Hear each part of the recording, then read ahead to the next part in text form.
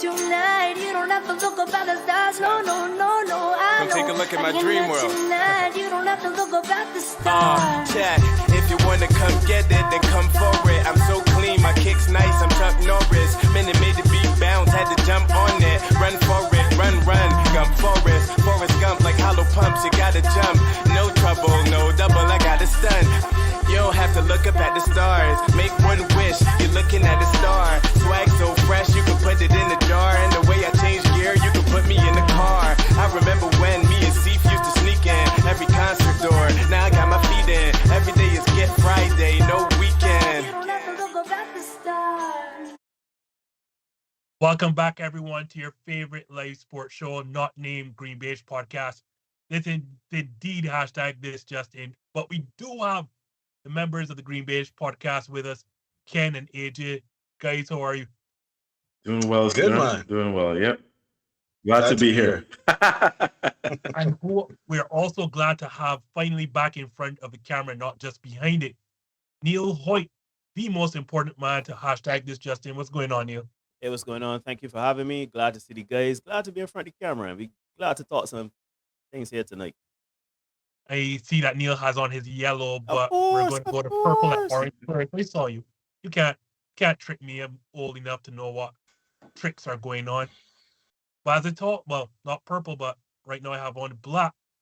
Because, yes, guys, you've not been living under a rock. So we all know by now that the Phoenix Suns, my Phoenix Suns, traded Mikal Bridges, Cam Johnson, Jay Crowder, and 4 unprotected first-round picks to bring the biggest piece on the market in Kevin Durant to the Valley to pair with Devin Booker, Chris Paul, and Deandre Ayton. So Ken was talking and smiling during our pre-show stuff, so I know Ken wanted to go first. Ken, does this acquisition vault Phoenix into favorites in the Western Conference? So this question for me is multi-layered. It's not so easy to just jump out and say yes or no. Right now, the West is experiencing the greatest parity I have seen in my entire lifetime. And as a result, there is no head and shoulders favorite coming out of the West. Because even though I live in Denver, I am not at a point that I'm going to say that the Nuggets are going to be or should be considered the favorites coming out of the West, even though they are currently 4.4 games ahead of the it's not the Mavericks, the Memphis Grizzlies in second place. I think Boston just beat Memphis, so that probably is 5 games ahead of Memphis right now. Right, so Denver right now is sitting in the box seat. Memphis is second, but they're currently slipping back to the pack. And then it is very close between the teams that are assured a playoff spot and those who are battling for a play-in spot. And, of course, somewhere in that mix is Phoenix, because Phoenix, last I checked, were sitting 8.5 games back of Denver. But, obviously, with the addition of Kevin Durant, that is a big deal. It's impossible for us to not consider this to be monumental within the shape of the NBA and not just the Western Conference. But that said, the reason why I am reticent to say that Phoenix is going to be or should be considered the favorite coming out of the West is for a couple of reasons. Now, the first reason is right now Phoenix has already played 58 games. And 58 games means that you have 24 games left. And of those 24 games that you have left, Kevin Durant is still not going to be fit for a few of them. Then when he is finally fit, you have to integrate him into your team. You have to find a way to get him up to speed on the offensive sets. And yes, Kevin Durant is one of those very easy players to fit onto any roster. But the fact still remains that when Kevin Durant went to the Golden State Warriors, there was a period of time that it took some adjustment. It took some time for him to understand how to play with Steph, how to play with Klay. And now he's gone to a team that has lesser versions of both. And it is going to take time. And the fact still remains that with his injury and know what you've lost on the defensive end by trading away Mikal Bridges, who was the runner-up for last year's Defensive Player of the Year. KD, right now in his career, is much better a defender on the inside than he is on the perimeter.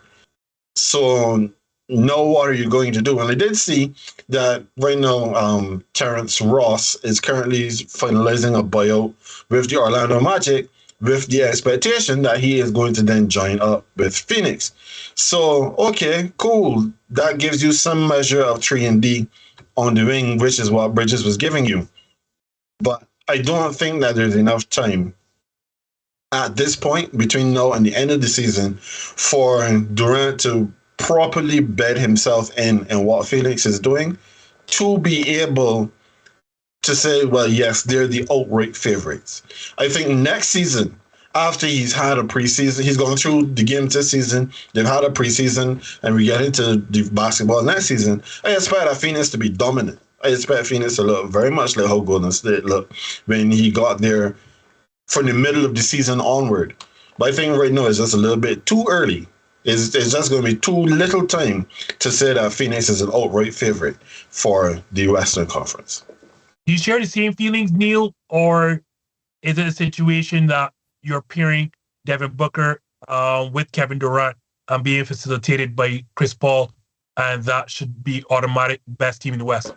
Well, I wouldn't say automatic best team in the West, but I mean, look, I understand where Ken is coming from. There still has to be an adjustment period and a period of acclimation of everything, making sure all the pieces work. Kevin Durant is injured, et cetera, et cetera. But let me tell you, gentlemen, even if they were to make the 8th seed and have it, Kevin Durant comes back healthy, nobody wants to see that action. No one. Because as much as, yes, there is a learning curve to playing with new team members, you still have 3 of the best players in today's NBA and probably all time playing together. You have a monster in Kevin Durant. You have the Book, which is light skin killer.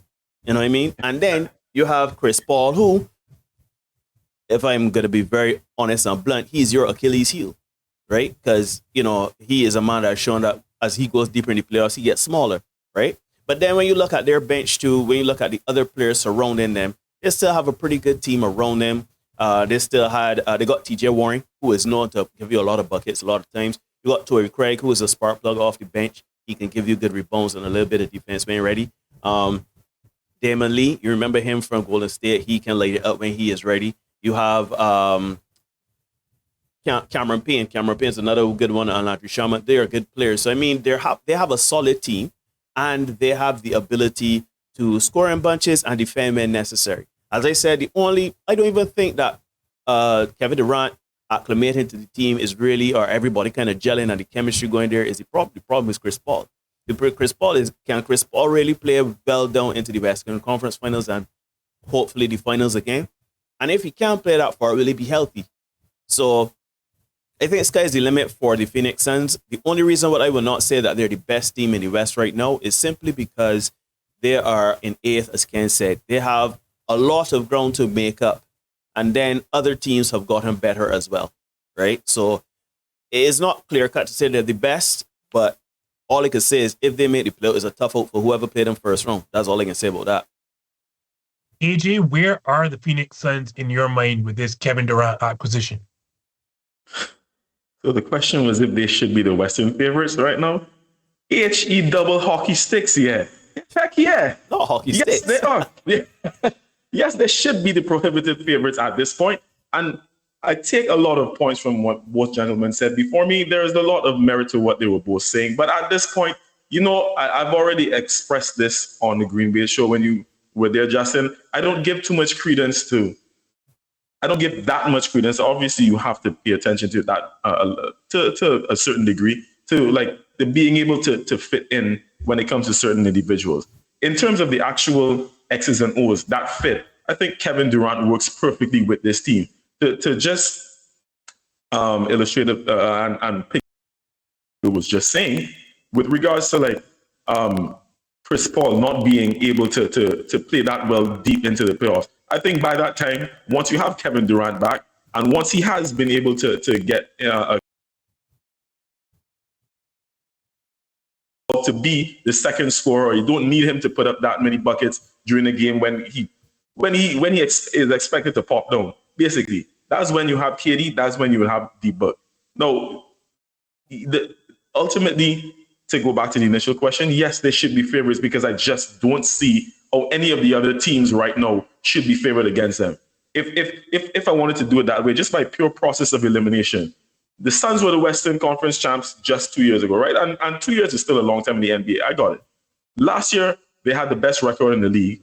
This year, obviously, with injuries and whatnot, it's kind of hampered the team. D-Book has only played like half the season. Chris Paul at this age is what he is, right? And then even campaigns kind of derail them, but they're still in a playoff spot at this point, as opposed to play-in spot, right?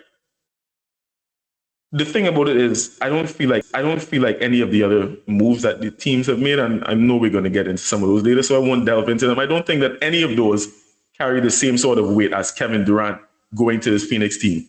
No, to Ken's point as well, there's the factor of like it coming in mid-season, right? With them having played like more than half of their games. So I do take that point, but at the same time, I don't think it'll be that hard to get this man into this team. And the last time Kevin Durant went to a team where there was already a culture and where he did not need to be the prohibited leader, what happened? It was chips. It was chips, money. But please understand that he was playing with the greatest shooter and the greatest shooter part two. And I take that into full consideration. But at this point, he's playing with probably one of the teams, if not the best culture in the Western Conference in the NBA. And I'm talking about on and off the court. The combination of on and off. The combination of on and off. The Phoenix Suns have the best. You're saying the Phoenix Suns have one of the best cultures in the NBA? In terms of, yeah, and not with the owner, not the owner aspect. I'm talking about. No. I'm talking about in terms of the basketball, the actual basketball aspect, like being able to have a culture with regards to like the actual play style, what they've been able to do on the court, how the team has. Yeah, I almost lost myself there for a sec, but yeah, that's what I mean with regards to that, and I don't think what the Mavs did is surmounts this move. The Warriors, I mean, you can never count them out, but even they have their struggles this season, and I don't know if I put them ahead. And I'm certainly not putting any of the other teams, like the Nuggets, who are currently sitting in first, the Grizzlies. I'm not putting them ahead when they haven't even won a Western Conference. In the last couple of seasons, like I said, the Suns have done it, and without KD. So now they're adding him to be that extra piece. These other teams, yes, they have the benefit of having played together longer, so they've gelled for longer. But KD is KD. KD's an assassin. So as of now, I'm going to say yes, Phoenix is the favorite to come out of the West. Well, I can never ever say as a Laker fan that the Phoenix is the best. That's why Dipsy doodled around my answer, right? So if you notice, I didn't really answer the question because my Lakerness will not allow me to say that. It definitely would. That's why I can't answer it that way too. Now I know you're expecting me to be over the top with my enthusiasm for the trade. And I will say here, if there's one person who can effectively fit in any offense simply because of his skill set without a lot of time for acclimation, it probably is Kevin Durant. I think there was a stat saying he's the only player in the league right now averaging 25, 5, 5, and 1 block. And weirdly enough, I think this season he actually has the highest true shooting percentage of his entire career, which is crazy. But again, there's pause for concern because, like Ken mentioned, in losing Mikal Bridges and Jay Crowder, who didn't play a single game this season, the team's defensive identity is now gone. And I have to be, honest in seeing when you see what the team's defense is going to look like. Chris Paul in the playoffs is almost a minus at that position, if not a minus. Teams target him. Deandre Ayton has ranked now for the last 2 seasons one of the worst defensive players on the floor. Forget positions. And teams attack that situation. So at the two most important spots defensively, at the point of attack and at the rim, Phoenix are extremely compromised. Then when you talk about these additions, like y'all heard me say before, first round picks don't matter for teams that are trying to contend. But when you look at the depth, in terms of the wing depth, Phoenix are struggling for options. Hence why they went after Terrence Ross, and they got another player from the Thunder, because the wing depth, with the loss of Mikal Bridges, with Cam Johnson gone, and Jay Crowder not playing a game this season, that has been compromised. And the reason why that wing depth is important, because all of these are three-point shooters I'm mentioning, is because as great as KD is, also Devin Booker as a scorer, even Chris Paul to a lesser extent, the one thing is that all three of these are elite mid-range scorers. All of them want to score mid-range. And the problem with that is, as we saw in their oust against Dallas and then against Milwaukee, teams are willing to contest mid-range scoring because you're trading twos with threes. And, I don't have to do the math for you. When you do that, I guess then it's not a spacing problem more so than, again, a numbers problem. Phoenix had to make this trade, though, because, like we saw, Devin Booker is who he is, but there came a time when Chris Paul was not, you couldn't rely on Chris Paul to be another elite scorer, and you're not going to get more of an elite scorer than Kevin Durant. So there are questions in terms of, you have three mid-range scorers and who are not wanting really to take a lot of three-point shots, and this team struggles in terms of being at the bottom in terms of numbers of shooting threes, not percentage, but numbers. And then, as Ken touched on, the defensive aspect, where there is great cause for elation, for lack of a better term, is that every other team in the West are going to have their problems of their own. Denver is still trying to deal with the return of injuries of Jamal Murray and Michael Porter Jr. I think Aaron Gordon's out for a bit now with injury. And, then you look, the Memphis Grizzlies, they have some maturity issues, as well as having a recent losing streak since John Morant said he didn't have to worry about the West. His issues were with Boston. And then, Golden State isn't as deep as they once were. Steph is now dealing with injury. Andrew Wiggins isn't as good as he was last season. And, you can go on and on and on. And when you look through West, at the very least, Phoenix can tell themselves in any 7-game series, they will have at least two of the best three players on the court. Like, no matter who they match up with, they can say in Kevin Durant and Devin Booker, they will have at least two of the three best players on the floor. Like, you're not going to have two better players than they do. So in terms of matchups, and even though the rotation is a lot shorter, for me, I've always said depth only matters in the regular season. In the postseason, like, you're only going to play 8, probably 9 at the very most. And so the team is, like, you do have some injury issues. Chris Paul is older. Kevin Durant has been significantly injury prone since that Achilles tear. Devin Booker has had over his career niggling hamstring.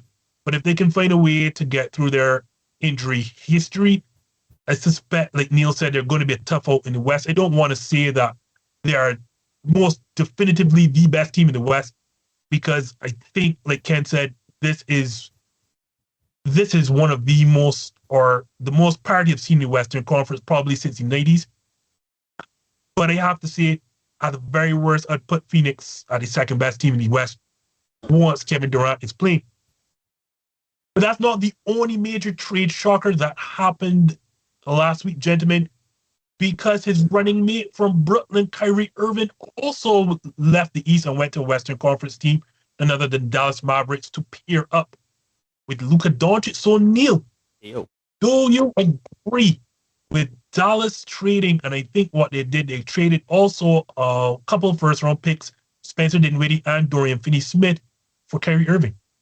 Okay, so I'm going to speak simply from a basketball standpoint. Yes, I think it makes sense. I think that Dallas, you have a talent like Kyrie Irving on the floor, a person that can play on and off the ball, even though he is a ball-dominant guard. But you got to understand the pecking order, understand that Luka Doncic is literally the bigger Bobby. However, it makes sense from a basketball standpoint. You pair Kyrie Irving, a talent such as him, a scorer so dynamic as him, and pair him with Luka Doncic, who finds players that to make those plays and everything, that it makes sense for Dallas to try to get Kyrie Irving on their team. Now, outside of basketball, right? Kyrie Irving doesn't like to show up to work. Kyrie Irving is a part-time basketball player and a part-time shaman, right? Like, Kyrie Irving, here's my thing with Kyrie Irving, right? And I've made no qualms about saying it on this show or anywhere, is that Kyrie Irving is an immense talent. He is probably all-world in terms of defense and scoring. He's probably up there. I would even venture to say, in terms of guards, he's probably in the top 5 scorers of all time as a point guard. But the problem is where will Kyrie's mind be at any given time? Where will he check his ego? You understand? And I am sure Dallas would have thought about this and would have said, you know what? The juice is worth the squeeze, so to speak. Let me try to get this boy over here and see if we can work with him. Let him understand that Luka Doncic is a great player. Everybody wants to play with Luka Doncic. The team around them is constructed pretty all right. They're, 4th in the West right now, and they can make a very good, significant push to get even higher than that in the West. Why not? Why not try to appease to such a character and get him to get Mavs basketball running and humming and operating very well? But, gentlemen, I have a very good friend of mine. We do a show called the Untitled Podcast, and Derek Marshall along with me, he says, the indicator of future performance is past performance. And this boy, as insane as he is in scoring, he is rather out there when it comes to temperament, right? His temperament is so out there. He may blow off work because he wants to attend a birthday party.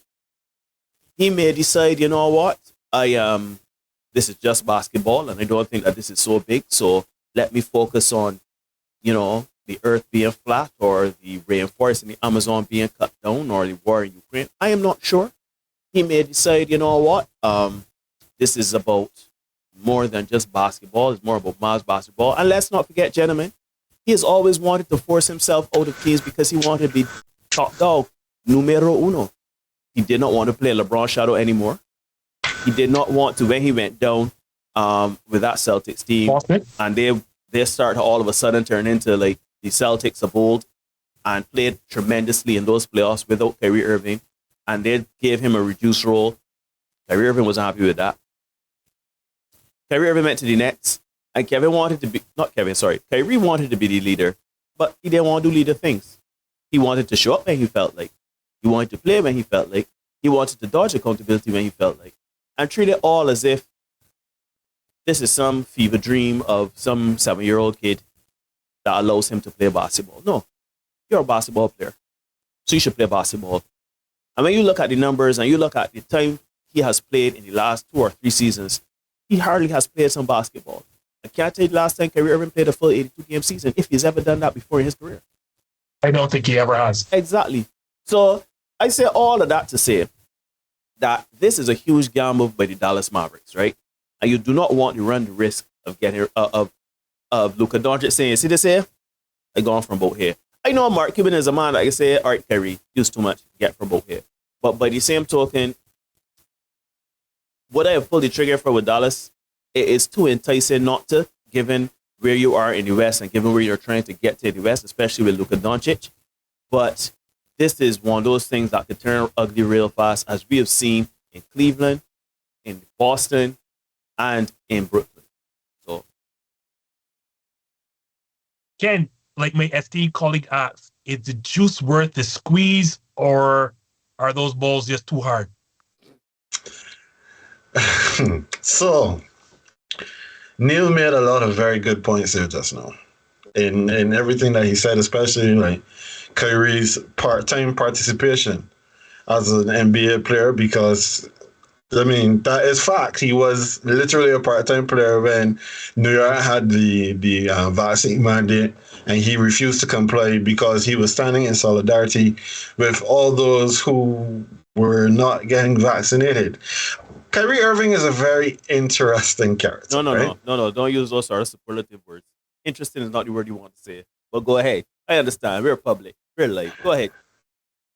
No, Kyrie is very interesting because at no point in time does anybody quite know what Kyrie Irving is thinking or the motivations behind why he does what he does.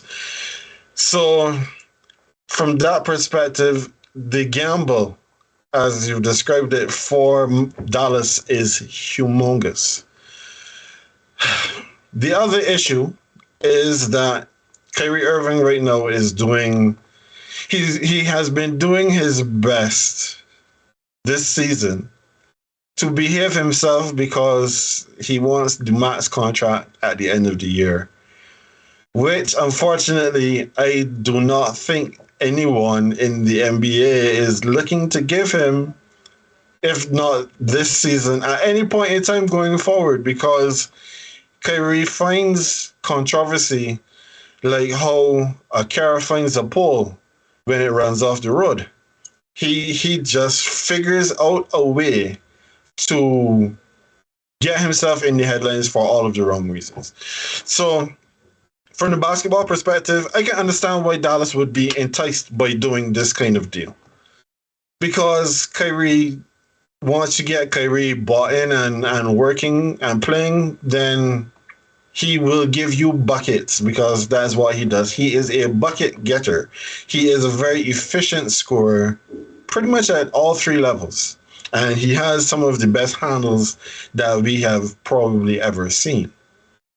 But that's only on one side of the ball. The NBA is not like the NFL where you only play one side. You have to play the other side. And when you look at the other side of the ball, for all of his effort, Kyrie Irving is not known as a defensive stopper. He's not known as a good defensive player. And neither is Luka. And they are now the starting backcourt duo, and who is going to be expected to carry this team deep into the playoffs. And they're both going to be targeted. Like, you are going to see who is Luka marking, who is Kyrie marking. We're going to put them in a pick and roll. We're going to get them on the ball, and then we're driving at the other one. Because the two of them are a revolving door. That is my pathway to the basket each and every time. So, defensively, that is going to be a problem. And then the other issue that I have with regards to this trade is that, first off, there's no guarantees that Kyrie is going to stay with Dallas at the end of this season. But, or should he decide that he's moving on, that he's not staying there, but you just give up the firm to get a man to come and play for you for 3 months, because Dallas' season they expect is going to end in May. Is not getting to June. They're not playing in the NBA Finals, even with this move. So you're getting this man to come play for you for 3 months. And then he decides that he's going to walk. You look and see who might be coming available after this season is done. You look at teams like Chicago who may be considering blowing it up and looking for assets. You've just given away all your assets to Brooklyn to get a man for 3 months. You have put yourself in a much worse position in the summer when a lot more is available to get a man in now that you know you can't necessarily rely on long term, and you will have question marks over him short term. So what are we doing? Like I said, basketball-wise, getting on the court, the on-court production, it will tempt you.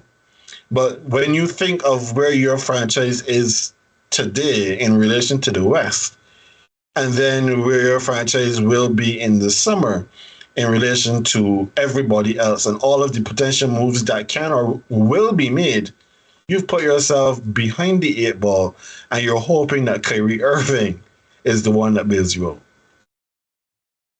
Same thing, AJ. Do you like Dallas's acquisition of Kyrie Irving, even though it may indeed be a 3-month rental? Or should you have said, no, pass on that, and like Ken said, wait on the summer for Chicago's possible explosion? So, I'm sorry. So, when you were on our GreenBaje episode earlier this week, last week, sorry, and remember we addressed this question, and I was the only person that said, and I still maintain this, that the Mavs actually won that trade. And I'm sticking by that, and I'll go back to that, right? Granted, I must say, I feel like each one of us were right in our own respect with regards to that question. And it's based on how you break it down. No, here's my thing. This is why I say the Mavs want to trade, and I'm going to maintain that. Granted, I remember what I said, and this was before the KD trade. What I said before is that if you look at it from a micro perspective, the Mavs won because they actually now get a player who, and Ken touched on it, Kyrie Irving wants money. So you know what comes with that? The motivation to play to earn it. Because as of right now, there is nothing to give him a max contract based on what he's shown in the last year and a half. And the next 3 months may not even determine that, but he has to try hella hard to convince someone to give him that money. So Dallas is going to get every little bit of him, and I don't think that he's going to use this opportunity within the next few months to try and find some reason to not play basketball. Because at the end of the day, the money is what matters. Money is a major issue, Miami, right? So there's that, and then with regards to like I said, so that's in the micro perspective. They have Kyrie, who's going to be motivated because he wants money. On the flip side, terribly sorry. On the flip side, no. Remember what I said about the Nets? Because that you can look at what they were able to get for him in the short term, and it looks good. But the bigger issue with the Nets in that trade was the fact that it signaled the end of what they were trying to do, of their project. And this, I remember I said this before they traded KD. A couple of days later, KD was was traded to Phoenix or whatever the case is, right? So the Mavs want to trade, and I still maintain that they had to pull the trigger. If you're Mark Cuban and you're looking at the team, and we were in a position last year where we were in the Western Conference Finals, we weren't absolutely, I wouldn't say absolutely completely blown out, but at the same time, we were short of help. We were short of players, right? We didn't have the necessary, we didn't have the necessary roster to be able to compete with a team like the Warriors, who's been there and done it before. Who they would have had to pull the trigger. And with regards to what they gave up, even if they didn't give it up for Kyrie in the short term, Dinwiddie and Finney-Smith probably are the two names they would have had to give it up for anyone else or any superstar caliber player, right? The thing is, no, I understand, and I can't look past the points that were made about Kyrie's volatility and the fact that he may or may not show up to work, and the question about the fit with him and Luka Doncic for the rest of the season, and obviously their defensive not capabilities but lack thereof. What you've now given up on the defensive end. But you have to pull the trigger. You have to, and to the previous question that you guys asked and that we just discussed, if there's so much parity in the West, how could you not make a move? Sometimes you just have to throw caution to the wind and do it, and then let the chips fall the way they may and try to figure it out on the court. But they have to make a move, because if not, Kyrie would have ended up somewhere else. And you don't want to be the team that missed out on him, and you're trying to do the same thing with the same team from last year where you were failing. I'm not saying that it automatically is the best trade for the Mavs in terms of the basketball person, like the on-court, but they absolutely had to make that move.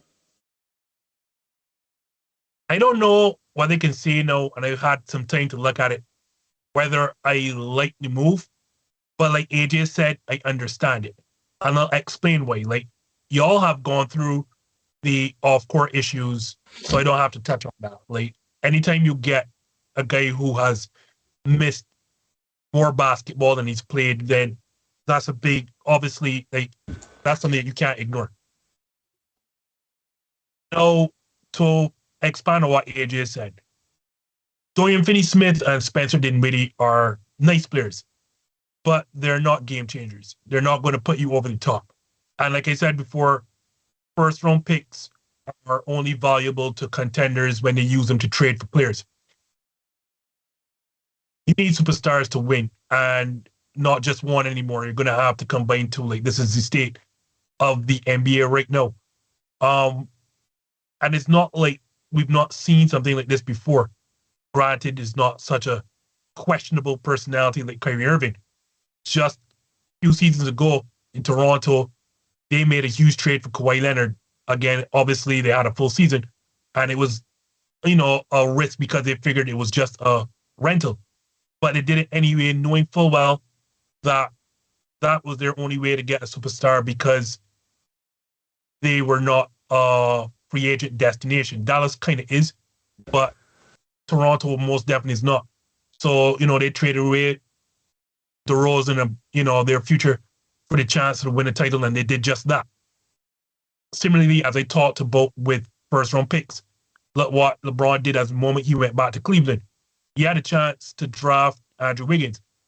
Didn't even waste the time. As soon as he got there, traded him for the right to get Kevin Love. And, so that's just to show you these teams, these players know that you need superstars to win. And I'll go back. And I know Ken and I went back and forth on this in the chat once. The last 40 NBA titles essentially have been won by 14 men. It sounds weird to say, but 14 men have essentially won the last 40 titles. And I'll list them for you. We can start with Kareem, Larry Bird, Moses Malone, obviously Isaiah Thomas, Michael Jordan, Hakeem Olajuwon, Tim Duncan, Shaq, Kobe, Dirk, LeBron, Steph, the aforementioned Kawhi Leonard, and Giannis Antetokounmpo. That's 14. 14 men have accounted for the last 40 titles except for one, in 2004. I say that to say superstars win titles and not role players or draft picks. Obviously, some of those guys were drafted, but in a case like a Steph or Kawhi and Giannis, you got lucky there. If you can look past his off-court discretions, I understand why Dallas made the trade. As to what AJ said, you didn't want a situation where you're going back with the same team and somebody else get him. If it's a rental, so be it. You are not going to go back with Dorian Finney-Smith, Spencer Dinwiddie, and picks that you can't use right now and obviously expect to beat anyone else. That you had to get that superstar pairing. Does that pairing work off the court? Well, that's another question for another day. Does it work on the court? Still another question for another day. But you'll see the situation that at the very least, we saw Kyrie Irving hand off Luka Doncic for a potential game winner that didn't work out. And again, as I saw on NBA Today, they can work because both guys their preferred side is on the other side of each other. Luka likes to operate on the left side. Kyrie Irving likes to operate on the right side. So if the teams load up on one guy, he can switch wings, and then you're getting a superstar going downhill against a resetting defense. And trust me, as a defensive player, you really don't want it. You want to be closing out against a superstar who could do everything, and I'm talking about either guy. To Ken's point, maybe you should have waited till summer, or maybe you should have waited until Kevin Durant to see what he get, but I suspect Dallas did not have the same amount of assets that we had in terms of Phoenix to trade for him. So maybe they already did inquire about Kevin Durant and realized they couldn't get him. So they shifted their attentions to Kyrie Irving. But I can't completely knock the move. And then let's say you wait till the offseason like Ken is suggesting. And again, I kind of agree with Ken. Maybe you should wait for Chicago to possibly blow it up. But then you're hoping that, either Zach LaVine comes to you in free agency, or via trade. You're hoping that, you get DeMar DeRozan, and that's a hope and pray. At least they can say we control. Bigger gamble. That you're gambling if they're coming. They're telling themselves we are going to get Kyrie Irving right now. Again, I'm not here saying I agree with the move or disagree with the move. I can simply say understand it, because if you're going to win, you can't go back with what you had before. And obviously, Christian Wood was not moving the needle for you. What I would say is this, right? If I were Mark Cuban, I would go to the annual billionaires meeting and talk to Elon Musk and say, listen, lock that man's Twitter account. Let me get some basketball playing. I'm just saying. Yeah, but that won't stop him from burning sage on the court. What has been cleansed, apparently, is what's going on in Brooklyn. Because it was not so long ago, gentlemen, that they had arguably the greatest big three in theory. Kevin Durant, James Harden, and Kyrie Irving assembled, at least offensively. Less than 2 years later, neither Kevin Durant, neither Kyrie Irving, nor James Harden are there. So, AJ, Why did Brooklyn hit the reset button so quickly? Because they had to. They were backed into a corner. And again, I'll go back to what I said on our last GreenBaje episode. It signaled, like trading Kyrie signaled the end, and they had to trade Kyrie.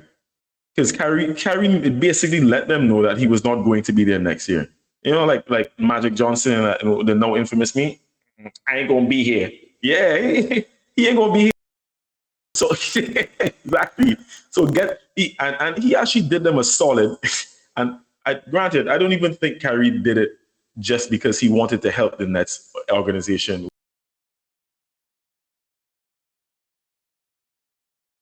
By letting them that, you know what? Okay, if we move now, if we strike now, we can get something back for Kyrie.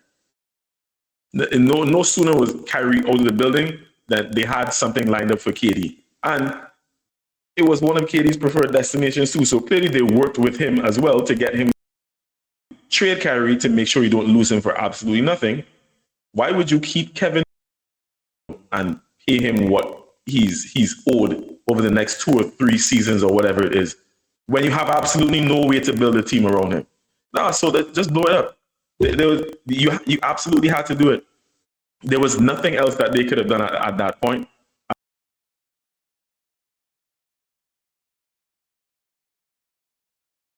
Superstars around and paying them money when you have no reason to do so. I'll mention that a bit later again. Yeah. But the Nets had to, there was no other option. Honestly, I don't, from a business standpoint, from a basketball standpoint, it made more sense after getting rid of Kyrie to just blow the entire project up and start over. Cut your losses, just go back to being the brunt of everyone's jokes. But it made no sense shelling out money for absolutely no reason. And do you agree with your GreenBaje partner, or do you think that Brooklyn should have, with all these draft picks and young players, find a way to retool around Kevin Durant again? No, I think that they did the right thing in dismantling that project, because that project is now the biggest failure that we've ever seen in basketball history. When you bring in Kevin Durant, Kyrie Irving, and James Harden, you're expecting some things. You're expecting like Eastern Conference Finals participation, if nothing else. A couple of runs at the finals, maybe at least one title should come from that. I mean, no, that is what they would have expected. That is not what Ken expected, because when you ask Ken if you're bringing James Harden in to do anything in the postseason, you are looking for the gold at the end of the rainbow, which we all know does not exist. 4-leaf clovers are there, but leprechauns do not. So let us just forget about that, because James Harden was not going to work. Again, bring in 3 ball dominant players, KD being the least dominant of all of them, and then expect that this is going to happen.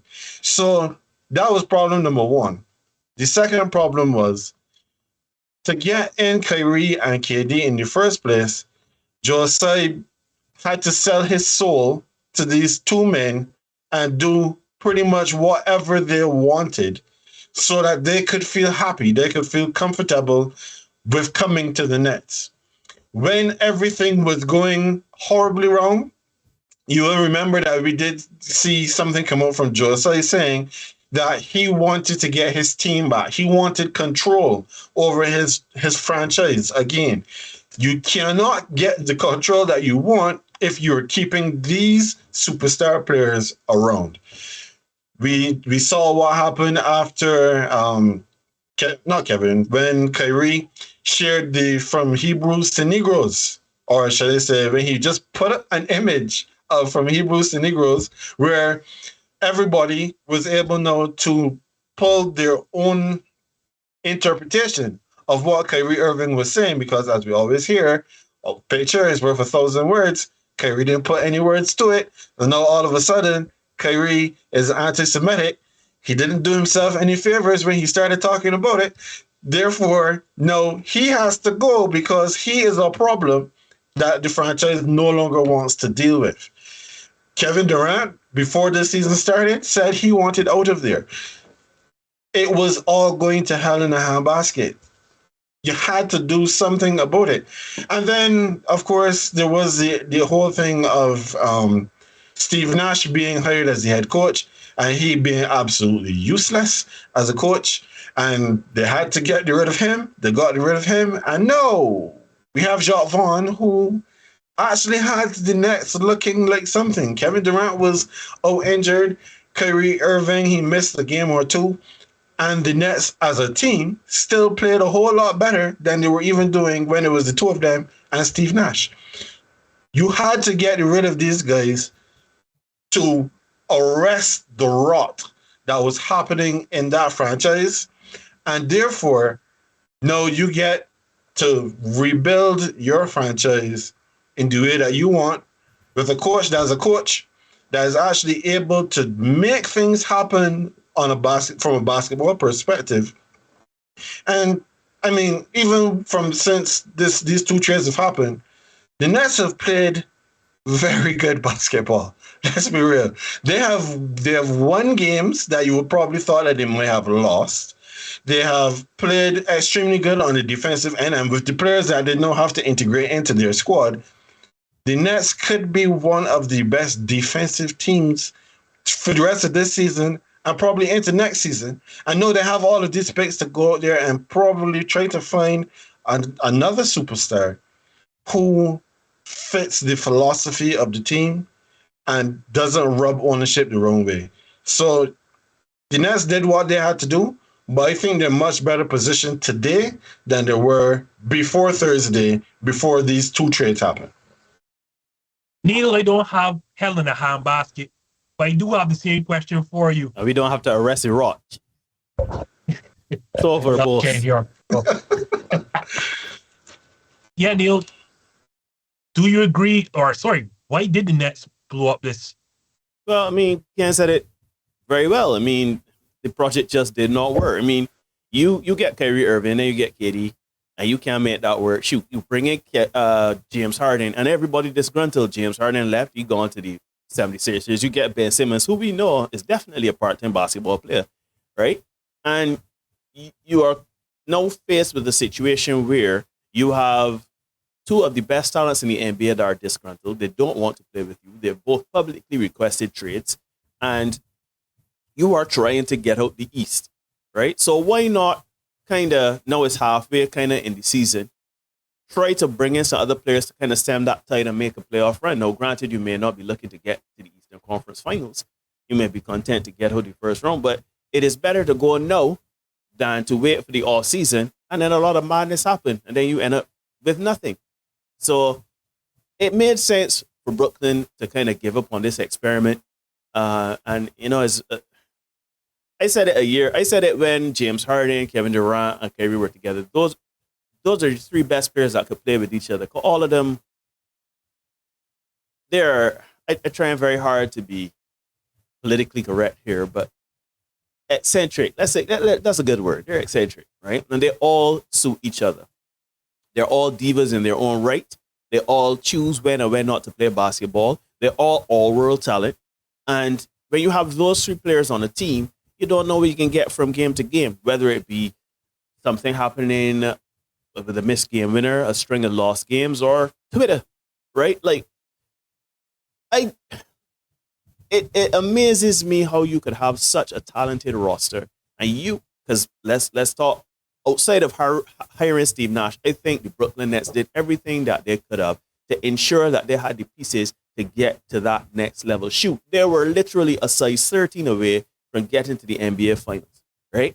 But somehow this did not work. And the only reason it did not work is because we were dealing with some people that have inflated egos and wanted things to just fall into their lap and to work. For me, Kyrie Irving asking for a trade is ridiculous. But you know what? If a man wants to go and get greener pastures, he's unhappy somewhere, let him go ahead. But it did not make sense trying to feed this beast, right? Kevin Durant is injured. Kyrie is disgruntled. Ben Simmons is, Ben Simmons. You just don't know what you're going to get going forward. So why not blow it up? Try to get some pieces. Try to kind of salvage your season or at least finish there or thereabouts in the Eastern Conference, get into the playoffs and be contented with that, and in the offseason make some moves. Don't make any sense being left to hold the bag, the proverbial bag, in the offseason, and then you're going to be scrambling over pieces when people don't want to buy in or whatever. Let them go ahead. I think they did even in the trading away of these guys, they did a great job of getting them out of the conference. Not out of the division, out of the conference, because we don't want to see them anymore. We're done with that. Let them go alone. We just done with that, right? So I think the Nets handled it as best as they could. It is unfortunate that, as Ken said, they have one of the best big threes, arguably, of all time, and that's on paper. Don't come for me. I mean, on paper. So it's just unfortunate, man, that is the space with which we're in basketball, because there's no reason why that team could not have reached the potential that everybody thought that they would have reached. I won't add much because you all kind of answered this together. I will go to Ken's point and his level of control. It just goes to show in today's NBA that superstars have all the control. And I don't mean because normal good players or role players don't have this control. Superstars do. And imagine a guy with 3 years left on his contract could force his way out. I mean, obviously, Kyrie Irving was an expiring contract, so Brooklyn couldn't afford to lose him for nothing. But I think the clear and obvious reason as to why Brooklyn hit the reset button was culture. Whether it was a situation of they realized the two players that asked for their way out, they were not setting the culture that they wanted, or whether it's on their end, whether Brooklyn did not have the culture that was needed to be a championship roster. I've spoken, and I feel like I've said this on GreenBaje Podcast before addressing this topic. The Brooklyn Nets suffered from a problem of culture. They don't have a culture of winning. They don't have a culture of necessary control. They don't have a culture where they can sit down and say, this is how we do things. It was like always haphazard. It was like, okay, I'm not going to knock them because you'd have to be out of your mind to pass up a chance to get Kevin Durant or Kyrie Irving in free agency without having to give up assets. Then, again, I'm not going to knock them for giving up assets to get James Harden. But everything after that tells me it was just haphazard. Like, it was, and I don't want to say the inmates running to prison because I hate the connotation that brings, but you brought these kids and they started to run the show, and it was clear for whether it was Durant and Kyrie Irving themselves or Sean Marks, that it was a situation where there was no sense of what the culture is. Like, you had these two kids tell you, or not these two kids, so sorry, I don't mean to besmirch anyone's character, but you had these two players telling you, we don't need coaching, you can bring in Steve Nash. Technically, it wasn't two of them, no. It was only Kyrie that said that nonsense. Well, Kevin Durant okayed it, so, So, yeah, but you had basically Kyrie saying, oh, we don't need a coach, so bring in Steve Nash. And then you have Kevin Durant saying, oh, hey, bring in my guy Deandre Jordan for this amount of money, don't mind, he's not worth it, and he's well past his best, and they still bring him in, and you do this and that, and the next and the third, and then you find yourselves not where you want to be, and a very awful culture. Again, whether it is the players' fault or the organization itself, it was a situation like the Brooklyn Nets suffered from a culture problem. When you look at places like Miami Heat, they have a particular culture, whether hard and fast, whether right or wrong. You know what the Miami Heat culture is. When you go to places like San Antonio with, R.C. Buford and Greg Popovich, you know what the culture is there. These teams have set cultures that you either fit in or you don't come at all. And I always get the sense, I always said it from the get-go, that the Brooklyn Nets were going to suffer because of this. And, well, so said, so done.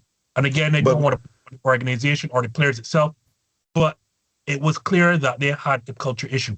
Go ahead, Ken. Well, before we move on, one of the things to speak to this culture point, which is very, very pertinent. The other organizations that we look at in sports, especially not just the NBA, but in sports that have a particular kind of culture, there usually is one person, not necessarily a player, but one or two people who set the tone for the culture. And then everyone and everybody else buys into that. And that is what we are doing as an organization. You look at what the Warriors have done. Their culture setters are Steve Kerr and Stephen Curry. You look at the Heat.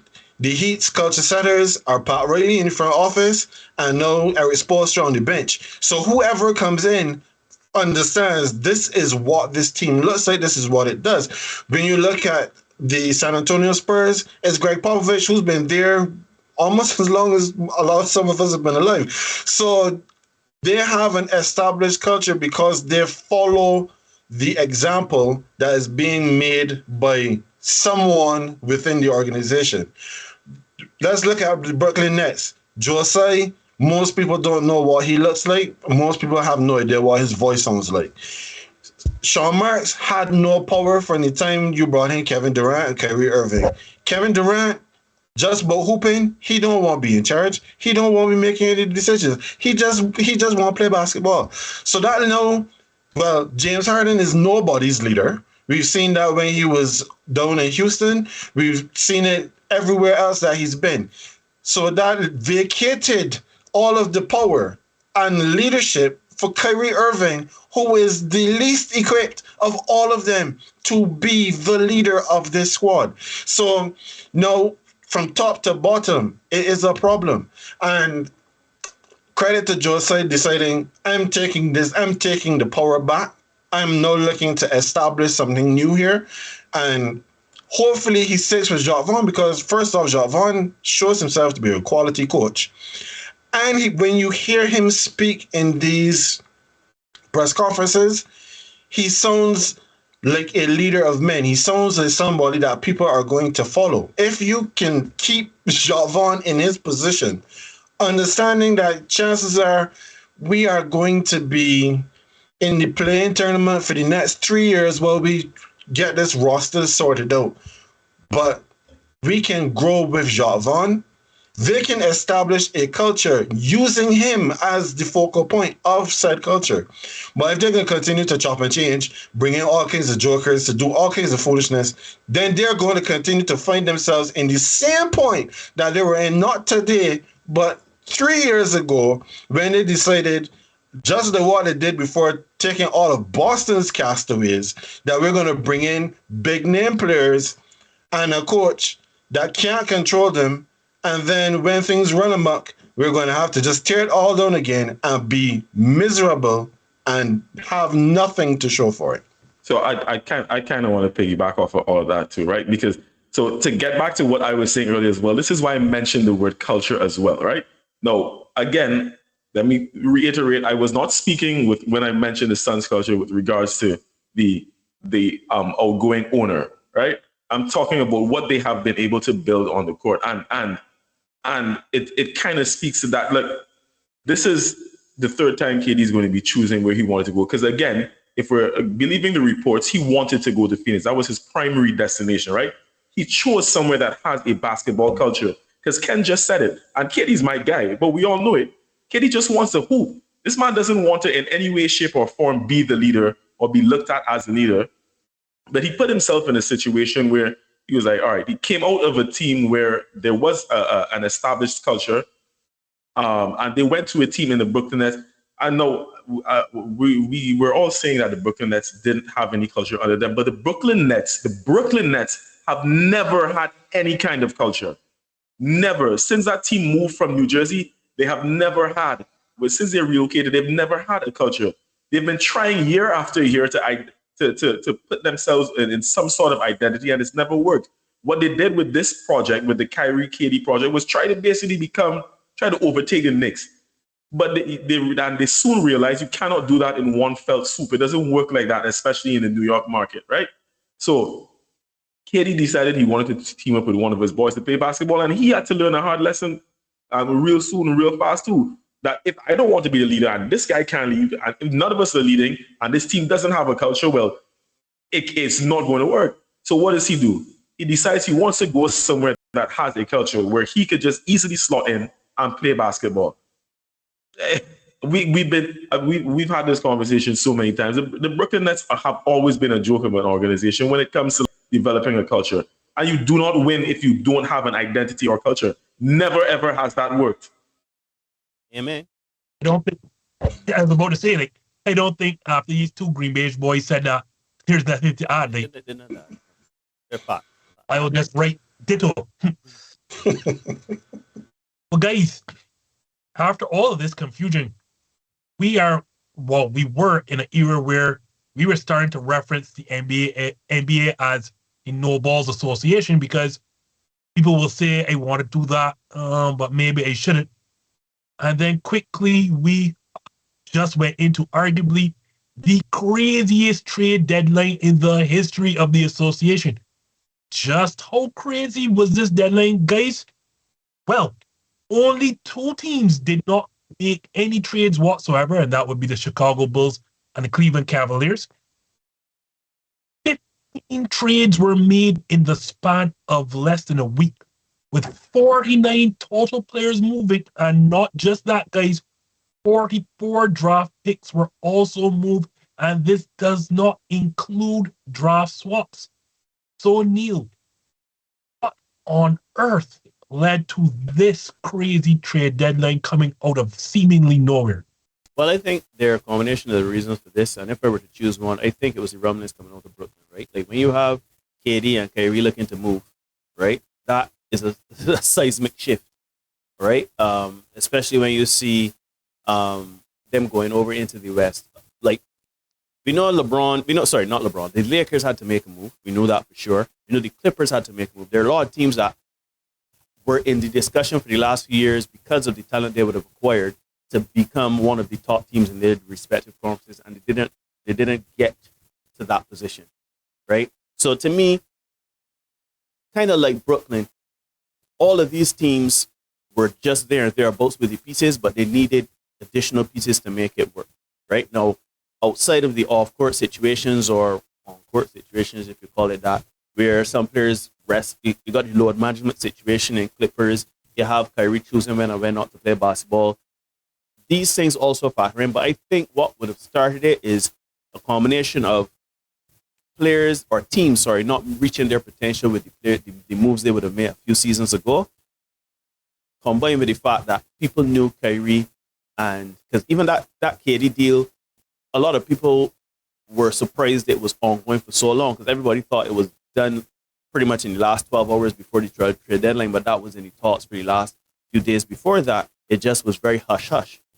Kudos to everybody involved. So I think that everybody in the association said, like, because when you look at the league, right, the majority of teams in both conferences have a very good team to at least be a top 4 teams in the various conferences, depending on the players that you acquire or you get rid of, etc. Right? LA Lakers is the prime example, right? Like, I know we can talk about them later, but even though we all knew that the LA Lakers were not a good team this season on paper, we didn't think that they were necessarily a 13 seed team in the West, right? We saw the Pelicans were first in the league. Portland was first in the West. So many teams were up there and they fell because of injury, because of not having the right players, not having the right pieces, etc. So I think what we are seeing is people saying, look, it was almost like an arms race, right? It's like everybody saying, look, we got these pieces now. We just need, maybe we need 3-point shooting, maybe need depth, maybe need a little defense. We need some pieces. Shoot, look at the Phoenix Suns. The Phoenix Suns, even though they were there and thereabouts 2 seasons ago, as Ajay would have mentioned, they still needed a piece. Now, I didn't necessarily think that piece was going to be Kevin Durant, but shoot, if you can add a weapon, why not add a big gun? So I think that is the primary reason why you're seeing so much moves being made, because and particularly why a team like Cleveland did not make any moves, because they're playing really well with the core that they have. They're somehow making things work. Shoot, even the Jazz was number 1 in the Western Conference at a point this season, right? And they don't have any superstars on their team or anything like that. So I think teams are saying, let us try to find that extra piece or picks or whatever we need to try to get there in the short term, whether it be this season or the next couple of seasons. That's essentially that. And the driving force, the spark of that is Kevin Durant and Kyrie Irving being rumored to move. So everybody just said, you know what? Everything must go. Hurry up and play. Do you agree, Ken? Or is there something that Neil might have missed? So I do take Neil's point, but I never saw what happened as being primarily as a result of Kevin Durant and Kyrie Irving suddenly becoming available. The two things that to me indicated that this was possible. The first one was the parity, especially in the West. Because when you look at where the teams are currently situated, there are just like 1 or 2 games in between most positions. And right now, between the team that is in third, which is the Sacramento Kings, who are currently 6.5 games back of the Denver Nuggets, you have 5 games, or should I say 5.5 games, taking them from the 3 seed to the 13th seed, which is the Los Angeles Lakers. So when you have so much parity, so many teams are looking at this and saying, well, hey, if we make a move here, we make a move there, we can get a couple better pieces in here, then we are going to be in a much better position to make a run at the play-in, if nothing else, or to get a better seeding in the playoffs. So that when we find ourselves in the playoffs now, anything can happen. Because right now, the Nuggets are the best team, and nobody's still looking at them as being the best team in the West. So I think that was the first piece of the puzzle. And then the next piece is this boy that is currently still playing, not even in the US, one Victor Wembanyama, who is apparently the next coming of LeBron James. Because everybody, Jesus, not just LeBron, because I don't know what this man is. This man is a 2K player, like a creative player, my player. If you were to create a player, you would make a build at 7'3", can shoot, can defend, can get to the rim. Sorry. Just we'll talk about him one day. Wow. No, but thank you. You've just illustrated my point. So the teams that are not at the top, the teams that are at the bottom, are all saying, well, hey, why are we hanging on to this and hoping for the best? We might as well just blow it all up and see where the chips fall, literally. And they go now to do the draft lottery, give ourselves the best opportunity to draft Wembanyama. And you saw one of the things too in this particular trade season that I've never seen before, which is that second round picks, apparently nobody cares about them because we're giving away 4 and 5 picks for players that really and truly we would have thought before this year don't warrant 4 and 5 second round picks. Call Jay Crowder by name. Go ahead. But that's kind of like just to take it outside of basketball. It's just like what Chelsea's doing in European football, spend a whole lot of money on players that really and truly might not necessarily warrant it. But I digress. That's a conversation for another day and probably another platform. So when we see what was happening, you had teams that are racing to the top and teams that are racing to the bottom. And now when we get into the summer, after the draft lottery, we know who's going to be picking number 1. They have a choice to make because all these teams that have been on here stockpiling picks, like the Oklahoma City Thunder, for example, what is stopping them from taking 7 number 1 picks and saying, hey, we'll give you all of these to get that number 1 to draft Wembanyama? Right now, teams are doing everything not just for what is happening right now, but what they're seeing happening in the summer, which is why I was so hard on on Dallas looking to the summer, because you're shortening your own reach for what you can do later on by making a move like this today. We have to wait and see how it's all going to play out. But between the parity in the West and Wembanyama being drafted this summer, those were the things that to me kicked off all of this action for trade deadline day. What about you, AJ? What led to this crazy trade deadline? I think, honestly, right, this is a culmination of things. Like, it didn't just happen to me due to things that took place during this season, not to any specific trades or anything like that. I feel like this has been coming for a while, and I don't even think that this is going to be the crazy trade deadline that we ever see. It is at this point, but I think we'll see this might become more of a norm going forward, right? Maybe not next year, but it'll happen again. And so Ken mentioned one of the words I was going to use, and that's parity, right? There are two other things I want to factor in here that it has gotten to this point. Second is the Golden State Warriors. The Golden State Warriors were so dominant in the West, and obviously then after adding KD and winning that, it caused a lot of teams to have to get to the point where they obviously were stockpiling superstars to try and win. And with that, when the Golden State Warriors then began to show chinks in the armor, then other teams were smelling blood in the water and basically building to be like, all right, this is our chance to strike.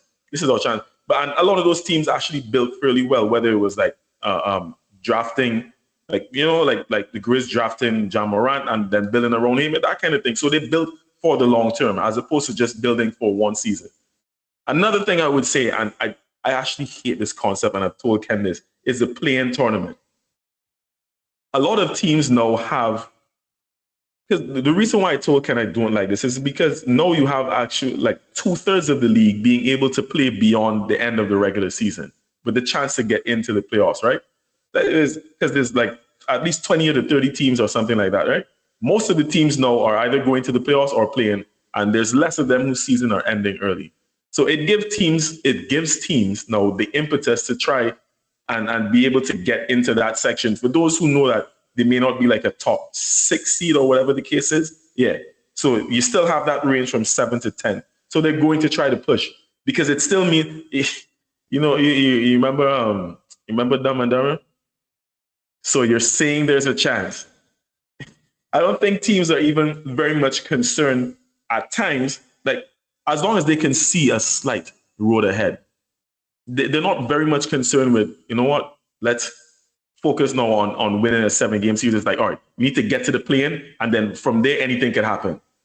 It's just been a culmination of stuff. And then we've spoken at length about the parity in the West, and that is fair because after, like I said, after the Warriors hit their little stumbling block with injuries and whatnot in the last few seasons, granted, they still did recover to win a chip last year, but we've seen a lot more teams who have come into the fray and who don't seem to be going away anytime soon. The same aforementioned Grizz, the Nuggets, like the Suns, obviously, spoke about their culture.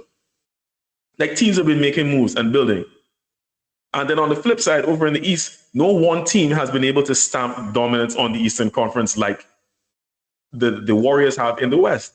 So then that gives teams in the East now the impetus to be able to say, well, all right, well, this thing is up for grabs. In the last 5 seasons, we've had 5 different Eastern Conference champs. So there's a lot of this pie to go around, and teams are recognizing that. And with the way the NBA is right now, it just gives teams the drive, the motivation to try and push because everything is up for grabs. There's not really at this point a dominant team in either conference. So with regards to the parity, which was brought about by the Golden State Warriors and my guy Kevin Durant, I must say, like it's just culminated in teams having to make moves just to keep up. Well, I won't spend very much longer on this because y'all kind of hit the nail on the head. The number one issue or the number one factor is parity. As Ken alluded to, between 3 and 13, those teams are separated by just 7 games. Let me repeat that. 7 games separate 3 and 13.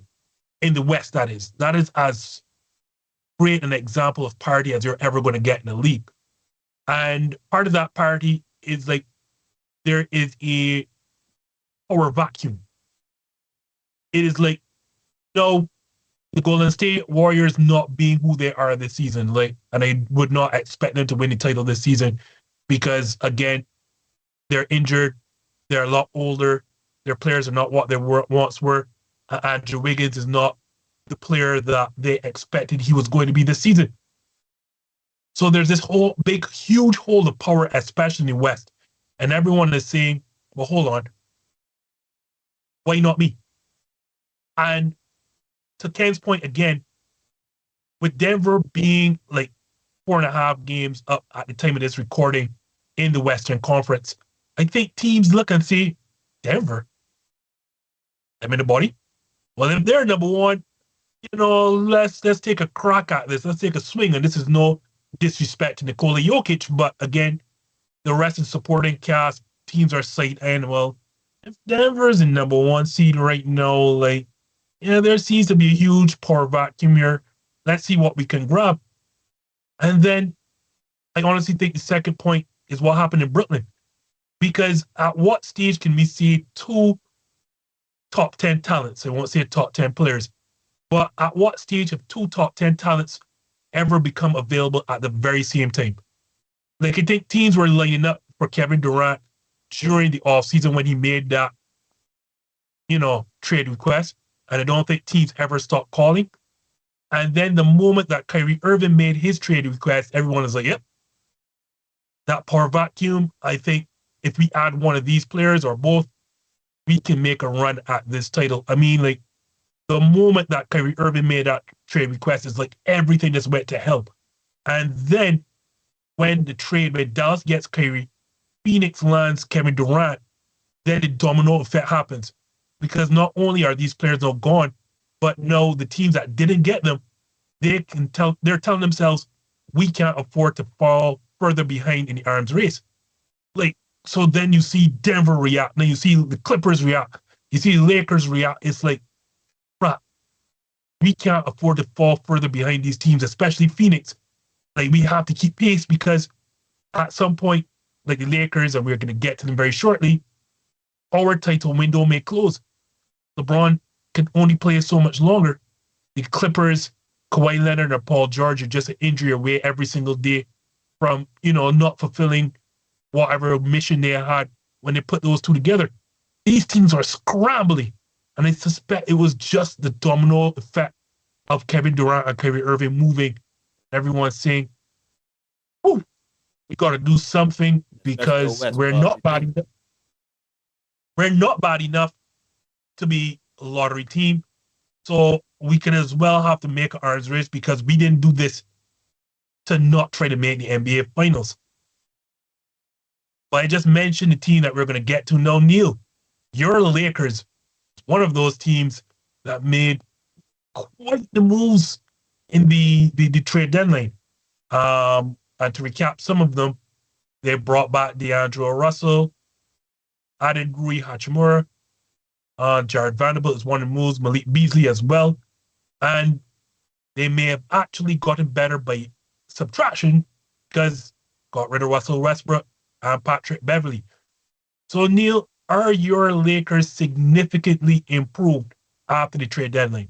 Listen, what we have to do is we have to start having production meetings where we get you to ask better questions because this question, of course, this is not a no-brainer.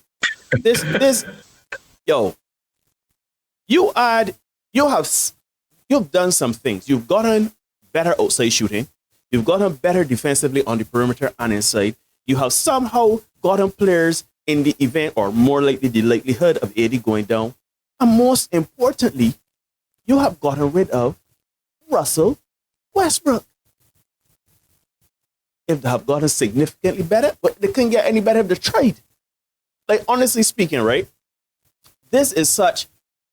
So for the last few seasons, people have been knocking Rob Pelinka, because of his seeming inactivity when it comes to trade deadlines and moving players and stuff like that. You talk about the NBA, the No Balls Association, and you are quite right. The first team that comes to mind is Rob Pelinka and the LA Lakers, right? And how they have been so inept in moving players, specifically Russell Westbrook, but that's a rant for another time.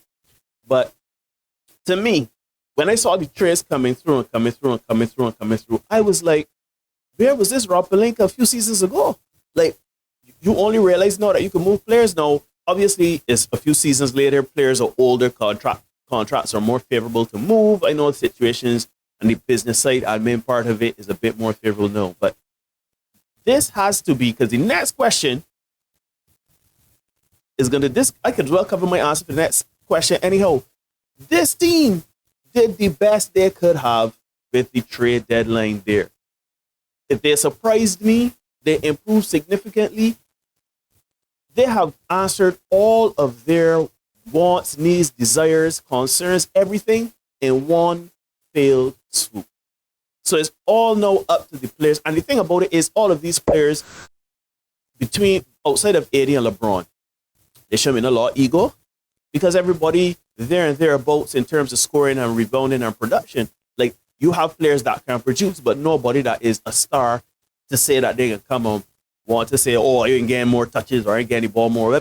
All of these players know their role and will play the basketball. All of these players, man, LeBron just says, you know what? 4-way, right? You know what time it is. Nobody gonna be in the key talking about, oh, you did this. No, everybody will clear, right? So this is brilliant. He has set up for now. He's set up for the near future, and he is looking to make a run at the playoffs, right? This is, bring a tear to my eyes, man. I was taken away, blown away. Could not have done it. Even if I tried, I couldn't find players like that. I put up 2K and I couldn't get to. So, Rob, you're a better man than me for sure. Wants, needs, and desires sounds like a Tony Braxton or Mary J collab album. Sorry, AJ, but you got to go to the other Lakers fan in Ken because, that's their team. I listed the moves. Ken, is this a much improved Lakers team? Say no. Say no. It is a much improved Lakers team because like Neil said, this is the most obvious yes in the entire rundown today. The Lakers team that was constructed before was abysmal. And I understand that Neil would have said that you would have looked at the team and didn't think that this team should be in 13th place. I thought that they should have been in 13th place because that team was horrible. They had nobody on that squad. You cannot go into a season expecting that you're going to get 75 to 80 games from 70-year-old LeBron James. And I thought he was going to say 70-year-old 80 because I thought that was I just say 80 don't play basketball. Anyhow. But what I was coming to say is the body of a 70-year-old Anthony Davis. Because Anthony Davis, like they have been calling him street clothes, courtesy of Charles Barkley. I was calling him Glass Man, just like Mr. Glass from those M. Night Shyamalan movies. Because he's always injured. You cannot go into any season expecting that you are going to be great if you are pinning all of your hopes on these two men. It's just not going to happen. And then Russell Westbrook, the book has been written on Wessie. So what he wrote back though. Yeah, he wrote back. Yeah, he been writing back a lot. But at the same time, what we had seen from the Lakers last year going into this season, the Lakers had no chance. So is the roster much improved? Yes, it is. Does the changes that they made to the roster raise my expectations? No, they do not. Not in the slightest. Because, yes, they do not raise my expectations because after all the moves... Hold on. Sorry to cross you, but what are your expectations? Let's get that out of the way. Because right now, I just expect him to be 8th. I'm good with 8th, buddy. Being 13th, what's your expectation? My expectation was that and AJ can tell you this because we talked about this at the beginning of the season. I said that the Lakers were not going to be better than the playing team, probably missing the playoffs altogether.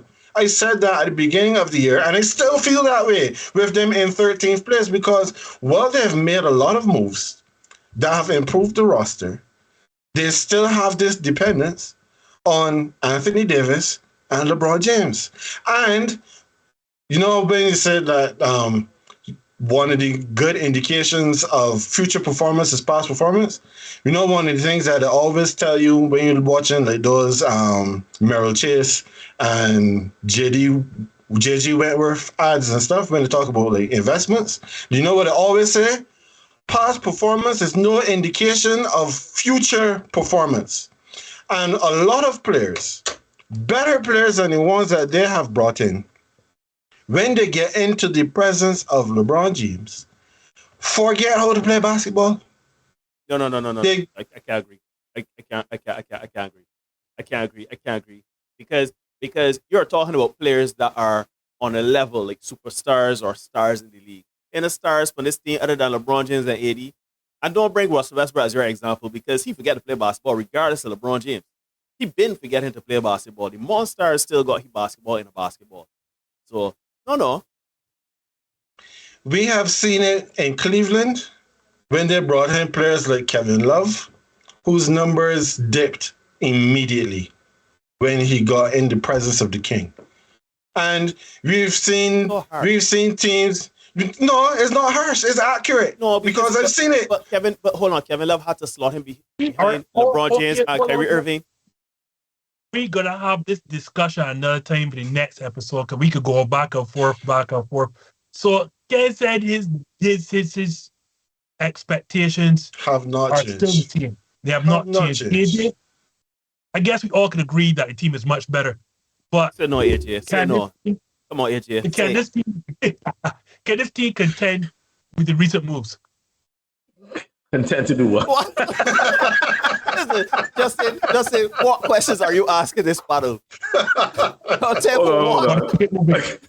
keep it moving. All right. You know what?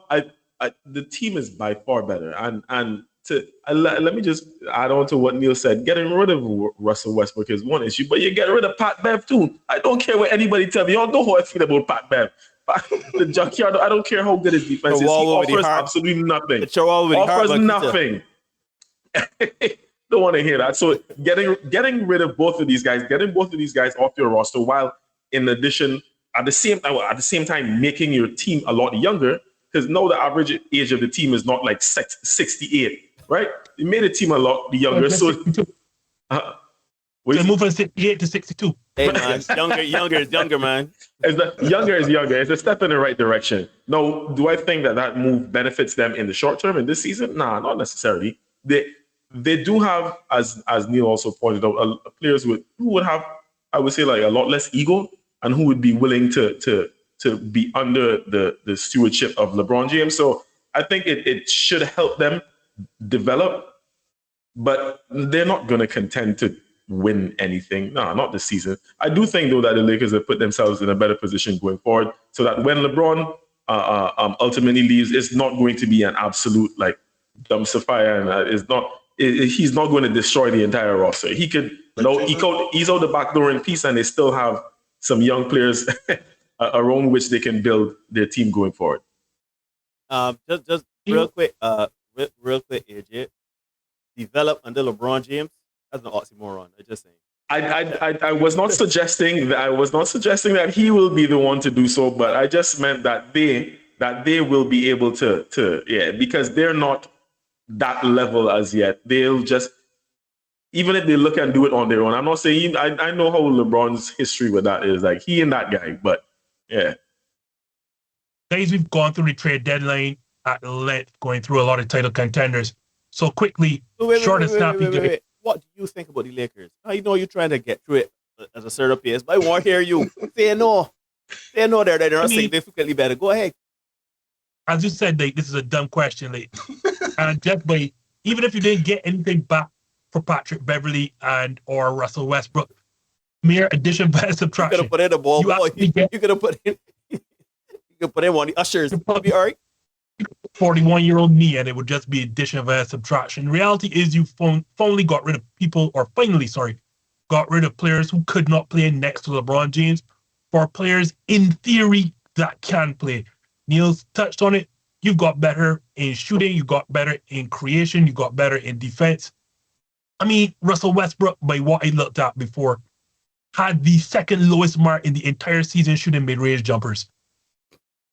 I won't lie. and was still shooting them. I'm not here lying you. The minimum mark, I think, was 75 to 100 shots. And Russell Westbrook in the season ranked the second lowest in terms of mid-range shots. Like, what do you want next to a LeBron James player? We've noticed all the time. Or what is a perfect player next to a LeBron James? Is a guy who can knock down shots. And you got rid of two men who were notoriously bad this season at it, and one man who was notoriously bad for a lot of his career at it.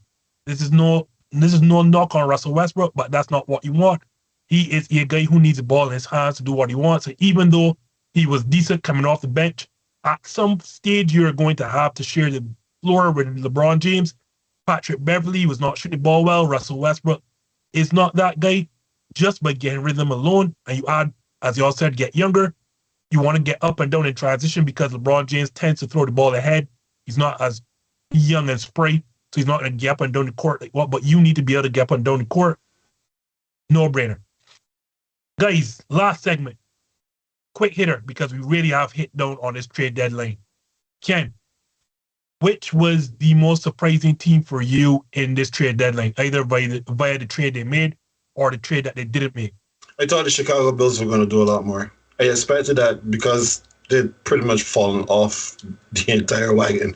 Right now, excuse me, they've fallen off the wagon so far that the wagon is crossing the horizon and they're still on the ground. So I would have expected that they would have done something, to position themselves better for the coming draft.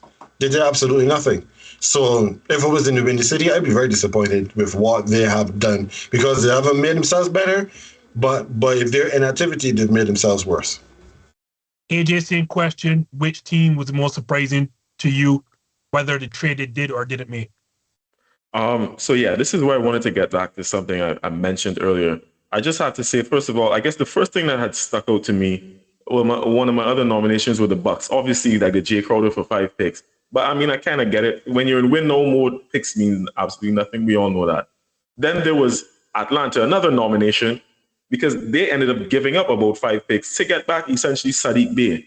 I do not understand. I will never understand for the life of me because they're kind of in mediocrity right now. So I don't get that one, giving up that many picks. But I feel like the one that to me stood out the most was a lack of activity thereof, and that was the Portland Trail Blazers. Can any one of you explain to me what the Blazers are actually doing? I've never understood. This is for seasons now, and this is killing Dan's career.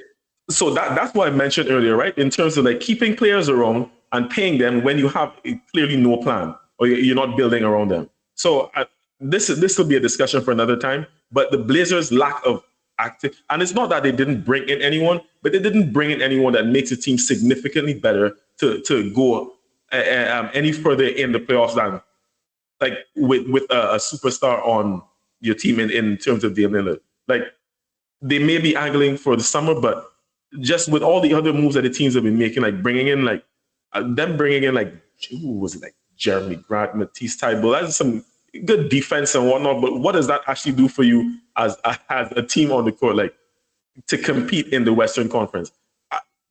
Nothing, absolutely nothing. And with such a hectic deadline day, I thought like the Blazers should have been a bit more active in bringing in quality players. Same question, Neil. The shocker for you. The shocker for me is the LA Lakers, if I'm going to be honest. But obviously, special mention to the Brooklyn Nets simply because they thought they were going to move one superstar, but not both.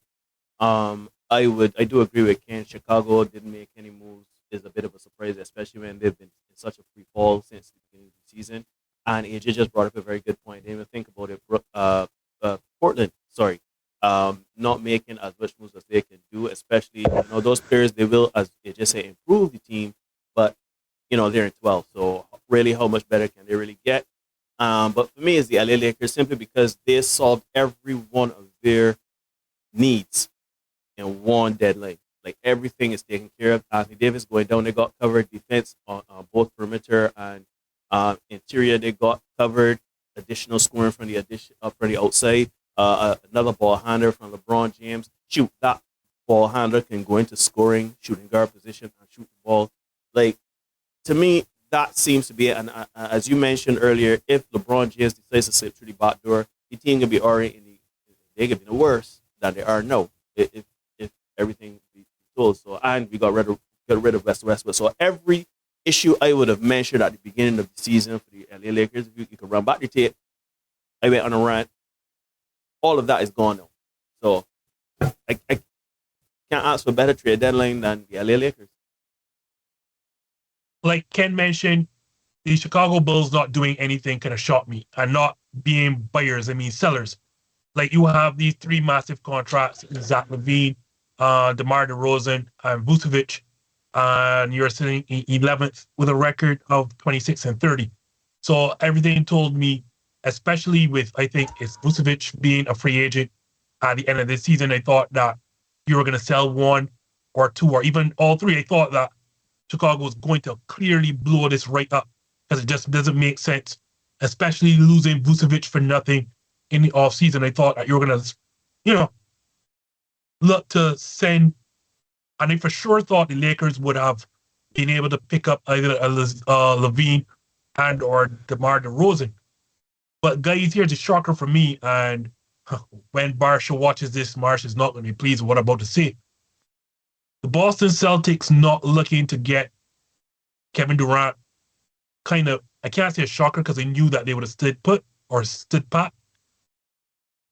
If I were the Boston Celtics and I know that they're the Brooklyn Nets were eyeing Jaylen Brown, I would have done it.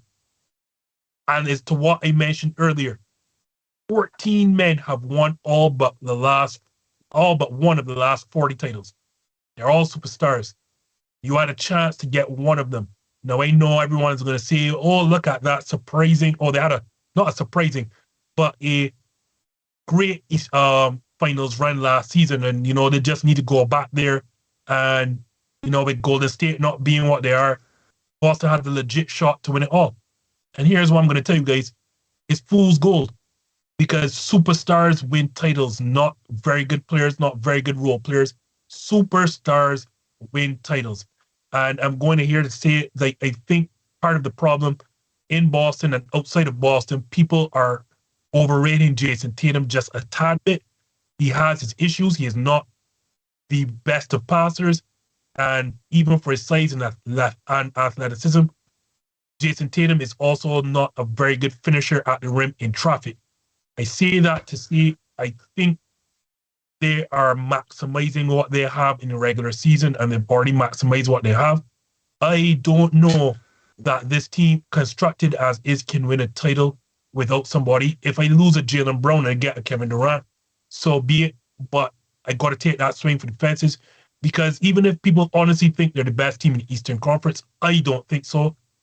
Because a lot of people also forget that just last playoffs, the Milwaukee Bucks, without a three-time All-Star and their second-best player in Chris Middleton, were up 3-2 in that series.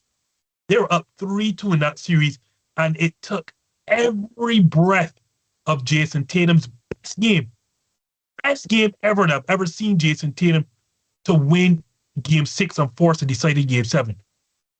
Like if Jason Tatum is off in one of those shots, we're not talking about the Boston Celtics being in the NBA Finals, and this is against a Milwaukee Bucks team missing a three-time All-Star and their second-best player.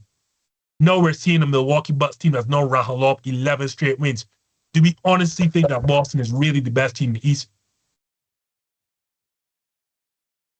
I will find it hard-pressed for the Boston Celtics as constructed to beat Milwaukee again if both teams are fully healthy. So I honestly thought if I was Boston, I would have made a swing. Obviously not at Kyrie Irving, because you've been there, done that. But you go and get Kevin Durant if the asking price is Jaylen Brown and some picks. But guys, trying to get out of here, I think we've bored our taking enough time away from our watchers. With dumb questions like, are the Lakers significantly better? But we won't have dumb questions right now, because we're going to ask the GreenBaje guys to plug us, or plug themselves, not plug us, plug themselves, tell us how to find them and what they have coming up next. So GreenBaje Podcast normally would be on tomorrow, but tomorrow is Valentine's Day, so happy Valentine's Day to all those who celebrate.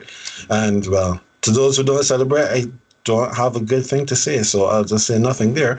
But normally we'd be on tomorrow. We would be breaking down the Super Bowl, which at the time of our recording has probably just kicked off. But we we are giving the gentlemen an opportunity to spend some time with their families. So we have no GreenBaje this week. We will be back next week. We are on at, let's go down the times. It is 9 p.m. Atlantic, 7 p.m. Eastern. No, I'm calling it wrong. Let me go from my time zone. 6 p.m. Mountain, 7 p.m. Central, 8 p.m. Eastern, 9 p.m. in the Atlantic, where you can find us on Facebook, you can find us on YouTube or on Twitter. We are live. We take your comments, not on Twitter. We don't see them if you put them there. So you need to join us either on Facebook or on YouTube, where you can interact with us as we discuss what's happening, not just in the NFL, but the NBA, soccer, football, whatever you want to call it. We are there, and we invite you to come be with us as well. That is indeed the GreenBaje Podcast. Neil is involved in a number of podcasts himself, not just #ThisJustin. So go right ahead, Neil. Yeah, so thank you very much, guys, for coming on and joining me. And thank you, Justin, for letting me out the basement so I could put on the camera. You always got me down there, no, nothing like that. But anyhow, you can check out the Senate.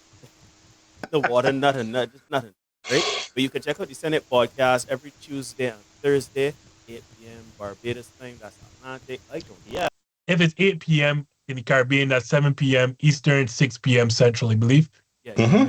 5 Mountain and 4 in the Pacific. Yeah, all of them times. Just look for the Senate Podcast. We talk about life, love, and everything in between from the perspective of Black Caribbean men. And we are, contrary to popular beliefs, we're not trying to bash on women. We're just trying to get to some understanding between the sexes and for men to be better and do better and make better decisions. Apart from that, I do this show. Justin is going to plug it, but you can check that out whenever you can. And then I do Bad Movie Crew, even though I haven't done anything recently, but you can check out the Bad Movie Crew. We review movies from the Caribbean. But no, we review movies with a Caribbean flavor. And I think it's good entertainment into that sort of thing. So yeah, check out all of my content. I need a break. I wish Justin would give me at least a window or something in the basement so that I could get some ventilation. And thanks. Nope, I got that whip right in his back. Yeah. So yes, guys, indeed, go check them out, especially Senate Podcast. No knock on the Bad Movie Crew. Senate Podcast the other day was indeed nominated by the week going on awards, right? Yeah, week going on. We've been nominated for Podcast of the Year. So yeah. Yeah, please also next year find a way to nominate the GreenBaje and indeed #ThisJustin. You can find it. Please just nominate us. We try to do a good job. GreenBaje, the Senate Podcast, and also obviously #ThisJustin. We are on every Monday night on YouTube. We are primarily a YouTube show. 7 p.m. Eastern, 6 p.m. Central. That's 9 p.m. or 8 p.m. in the Caribbean. For our short form content, you can find us on Instagram, you can find us on Facebook, and you can find us on Twitter. #ThisJustin. As you know, please put the hashtag. You do not want Max Kelman. So for Ken and Ajay of GreenBaje Podcast, for Neil of the Senate Podcast, Bad Movie Crew, and every other podcast it seems in Barbados, I am indeed Justin of #ThisJustin signing out. Thank you so much for watching, and I'll see you again next week. Tonight, you don't have to look up at the stars. No.